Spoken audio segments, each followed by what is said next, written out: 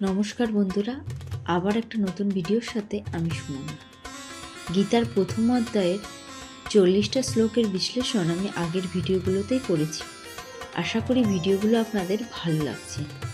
আজকে থাকবে আমার 41, 42 এবং 43 নম্বর শ্লোকের বিশ্লেষণ। শ্লোক নাম্বার 41। শঙ্কর নরকায় এব কুলক্ষণ নাম কুলস্য চ পতত নিপিতিরহি এ সমলুপ্ত পিণ্ড উদকয় ক্রিয়ায়। এই শ্লোকের মাধ্যমে বোঝানো হয়েছে যে সকল পিতৃপুরুষরা মারা গেছেন তাদের আত্মার প্রতি পিণ্ডদান ও তর্পণ করাটা কতটা গুরুত্বপূর্ণ কাজ। বিধি অনুসারে পিতৃপুরুষের আত্মাদের প্রতি পিণ্ডদান ও জল উৎসর্গ করার প্রয়োজন। এই উৎসর্গ সম্পন্ন করা হয় বিষ্ণুকে পুজো করার মাধ্যমে, কারণ বিষ্ণুকে উৎসর্গ করা প্রসাদ সেবন করার ফলে সমস্ত পাপ থেকে মুক্তি লাভ হয়।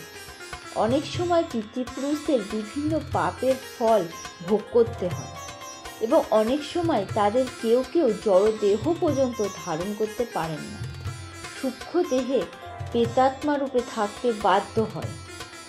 যখন বংশের কেউ তার পিতৃপুরুষদের ভাগবত প্রসাদ উৎসর্গ করে পিণ্ডদান করে, তখন তাদের আত্মা ভূতের জীবন অথবা অন্য দুঃখময় জীবন থেকে মুক্তি হয়ে শান্তি লাভ করে। পিতৃপুরুষের আত্মার সৎ গতির জন্য এই পিণ্ডদান করাটা বংশের রীতি। তবে যারা ভক্তিযোগ সাধন করেন তাদের এই ধরনের অনুষ্ঠান করার প্রয়োজন নেই। তারা কেবলমাত্র ভক্তিযোগে সাধন করার মাধ্যমে শত সহস্র পূর্বপুরুষকে উদ্ধার করতে পারেন। শ্রীমদ্ ভাগবতে বলা হয়েছে, যিনি সব রকম কর্তব্য পরিত্যাগ করে মুক্তিদানকারী মুকুন্দের চরণে আশ্রয় নিয়েছেন এবং ঐকান্তিক ভাবের পন্থাটি অবলম্বন করেছেন, তারা আর দেবদেবী, মুনি ঋষি, পরিবার পরিজন, মানব সমাজ বা পিতৃপুরুষের প্রতি কোনো কর্তব্য থাকে না।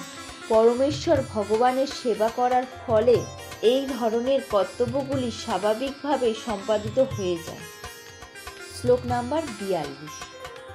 দশায় ত্রস্যয় কুলগ্ঘ নাম বর্ণ শঙ্কর কারাকোয় উৎসদান্তে যতি ধর্ম কুলধর্ম চ শাশ্বতা।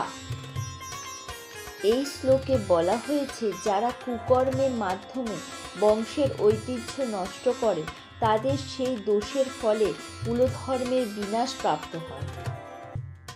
সনাতন ধর্ম বা বর্ণাশ্রম ধর্মের মাধ্যমে সমাজ ব্যবস্থা যে 4টি বর্ণের কথা বলা হয়েছে তার মূল উদ্দেশ্য মানুষকে জীবনের চরম লক্ষ্যে মুক্তি লাভে সক্ষম করে তোলা। তাই সমাজের দায়িত্ব জ্ঞানহীন নেতাদের জন্য যদি সনাতন ধর্মের ধারা ব্যাহত হয় তবে সমাজে বিশৃঙ্খলা দেখা দেয় এবং ক্রমে ক্রমে মানুষ তাদের জীবনের চরম লক্ষ্য বিষ্ণুকে ভুলে যায়।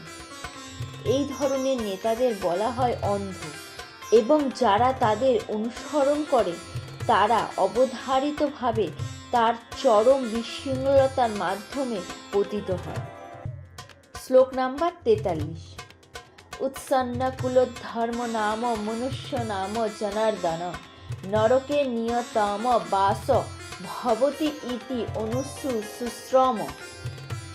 এখানে অর্জুন বলেছেন, হে জনার্দন, আমি পরম্পরাক্রমে শুনেছি যে যাদের কুলধর্ম বিনষ্ট হয়েছে তাদের নরকে বাস করতে হয়। এখানে অর্জুন সমস্ত যুক্তি তর্ক তার নিজের উপর প্রতিষ্ঠিত নয়। তিনি সাধুসন্ত এবং মহাজনদের কাছ থেকে যে জ্ঞান লাভ করেছে সেই সমস্ত যুক্তিই তিনি অবতারণ করেছিলেন। আসলে সেটাই প্রকৃত জ্ঞান লাভের পন্থা। প্রকৃত জ্ঞান উপলব্ধি করেছেন যে মানুষ তার তত্ত্বাবধানে শিক্ষা লাভ না করলে এই ধরনের প্রকৃত জ্ঞানের উন্নতি হওয়া যায় না।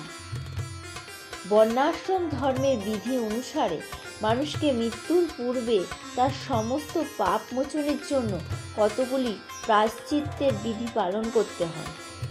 যে সবসময় পাপ কার্যে লিপ্ত থেকে জীবন অতিবাহিত করে তার জন্য এই বিধি অনুসরণ করা, প্রায়শ্চিত্ত করাটা অবশ্য কর্তব্য। প্রায়শ্চিত্ত না করলে তার পাপের ফলস্বরূপ মানুষকে নরকে পতিত হয় এবং নানা রকম নরক যন্ত্রণা ভোগ করতে হয়। তাহলে চলুন বন্ধুরা, আজ তবে ভিডিওটা এই পর্যন্ত। আমার ভিডিওগুলো আপনাদের কেমন লাগছে লাইক কমেন্টের মাধ্যমে অবশ্যই জানাবেন, আর চ্যানেলটাকে সাবস্ক্রাইব করে দেবেন।